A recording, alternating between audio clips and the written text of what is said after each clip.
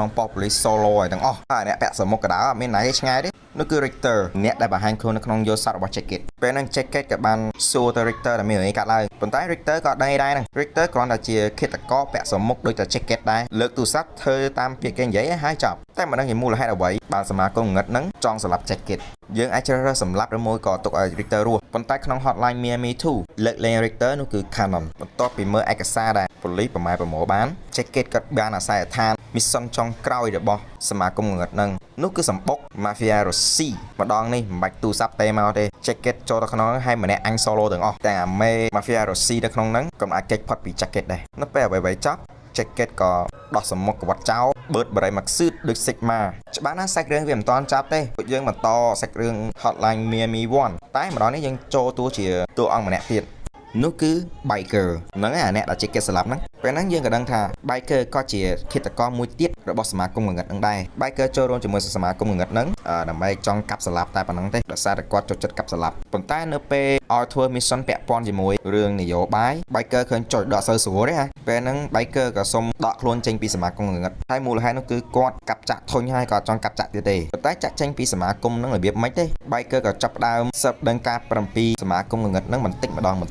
ពេលហ្នឹង Biker ក៏ដឹងថាសមាគមហ្នឹងធ្វើការជាមួយក្រុមហ៊ុនស៊ីមទូរស័ព្ទមួយដែលមានឈ្មោះថា Phone Home ដើម្បីផ្ញើទិន្នន័យទៅឲ្យឃាតករទាំងឡាយដែលប្រើទូរស័ព្ទប៉ុន្តែការស៊ើបអង្កេតរបស់ Biker ក៏ត្រូវបានសមាគមហ្នឹងដឹងមុនហើយពេលហ្នឹងសមាគមក៏បានផ្ញើឃាតករម្នាក់ទៀតឲ្យសម្លាប់ Biker ហ្នឹងហើយនោះគឺ Jacket ប៉ុន្តែម្ដងនេះអ្នកឈ្នះមិនមែនជា Jacket ទេហ្នឹងហើយអ្នកឈ្នះគឺជា Biker ប៉ុន្តែ Biker ក៏មិនមែនជាអ្នកទានរឿងគួរឲ្យជឿដែរបន្ទាប់ពីសម្លាប់ Jacket Biker នឹងដើរស៊ើបអំពីសមាគមងងឹតនឹងបន្តទៀតបើសិនជាអ្នកលេងឆ្លាតដោះប្រស្នាបាននៅពេលប្រម៉ែប្រមោទិន្នន័យនៅក្នុង mission របស់ Jacket Biker នឹងទៅដល់សម្បុករបស់អាសមាគមហ្នឹងពេលហ្នឹង Biker នឹងឃើញភ្នាក់ងារជាន់ខ្ពស់2នាក់ដែលអាចហៅថា The Janitor ដែលស្លៀកពាក់ដូចអាអ្នកអនាម័យហ្នឹងប្រុសហើយ2នាក់ហ្នឹងដូចជាមនុស្សដែលតេមក Jacket ហើយនឹង Biker ម្ដងបើយើងចាំអារម្មណ៍2នាក់ហ្នឹងវាបង្ហាញខ្លួននៅក្នុងក្តារលេងមុនហ្នឹងពេលហ្នឹងយើងអាចដឹងថាសមាគមងងឹតតែងតែតាមដានក្រុមឃាតកររបស់ពួកគាត់ជានិច្ចបន្ទាប់ពីនិយាយគ្នាជាមួយអា2គ្រឿងហ្នឹងយើងក៏ចាប់ផ្ដើមដឹងរឿងខ្លះអំពីសមាគមហ្នឹង